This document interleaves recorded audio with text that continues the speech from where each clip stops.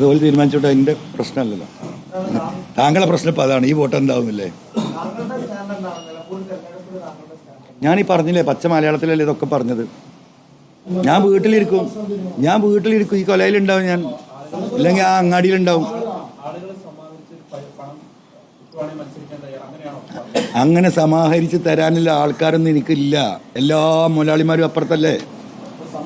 ഈ ഓട്ടോറിക്ഷ തൊഴിലാളികളും ഈ കൈവണ്ടി വലിക്കണോലും ഈ റോട്ടിൽ കച്ചവടം ചെയ്യുന്ന ഈ എന്താ പറയുക, അവരല്ലേ അന്നും ഇന്നും എൻ്റെ കൂടെ ഉള്ളൂ. ഓലെടുത്ത് എവിടെയാണ് പണം? ഒരു ജീവിതത്തിൽ രണ്ടറ്റം മുട്ടിക്കാണ്. ഇപ്പം സകല നാട്ടിലും പനിയായി, മഴ തുടങ്ങിയിട്ട്. ഓൽക്കൊരു പാരാസെറ്റമോൾ വാങ്ങാൻ ശേഷിയില്ലാക്കുക. എനിക്ക് ധൈര്യമായിട്ട് ഇറങ്ങിപ്പോകാലോ. ഞാനൊരു പൈസ ഈ ഗവൺമെൻറ് 9 കൊല്ലത്തിലൊക്കെ വാങ്ങിയിട്ടില്ല. ഒരു പാരാസെറ്റാമോൾ വാങ്ങാൻ PV അൻവർ വാങ്ങിയിട്ടില്ല. എനിക്കും കുടുംബം കുട്ടികളൊക്കെ ഉണ്ടല്ലോ. ഇവിടെ വിമാനവും കപ്പലും എന്താ പറയുക കോർപ്പറേറ്റുകളുമുള്ള MP മാരും MLA മാരൊക്കെ നാട്ടിലുണ്ടല്ലോ. ഓലൊക്കെ ചികിത്സയ്ക്ക് അമേരിക്കക്ക് പോവുക ഈ നാട്ടുകാരെ പൈസ വാങ്ങിയിട്ട്.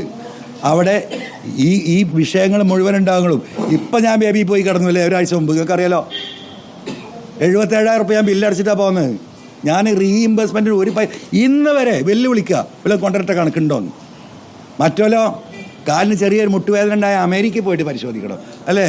ആരാ പോണ്? വിമാനമുണ്ട്, ഓന് കപ്പലുണ്ട്, സ്വന്തമായിട്ട് വിമാനത്തിൽ വേണമെങ്കിൽ പോവാം. അത് ഈ നാട്ടുകാരെ പൈസ വാങ്ങിയിട്ടാണ്. അതെന്നെ വ്യത്യാസം. അപ്പം ഞാൻ എന്ത് ചെയ്യും? ഏത് മുതലാളി എൻ്റെ കൂടെ?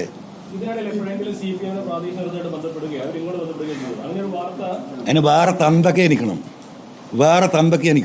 മനസ്സിലായില്ലേ? ഞാൻ തുടങ്ങി വെച്ച പോരാട്ടം പിണറായിസാണ്. അത് ഇവിടെ നിൽക്കുകയാണ്.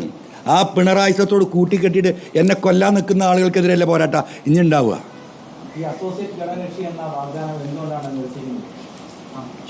മലയാളമല്ലേ മാഷ ഇവിടെ പറഞ്ഞ്? നിങ്ങൾ ഈ ഫോണിൽ അയച്ചു വിടുന്ന ക്വസ്റ്റ്യൻ ചോദിക്കാൻ നിൽക്കുക. ഓക്കെ, ഇല്ലല്ല, അവസാനിച്ചു. എനിക്കിനി ഒന്നും പറയാനൊക്കെ പറഞ്ഞു കഴിഞ്ഞു.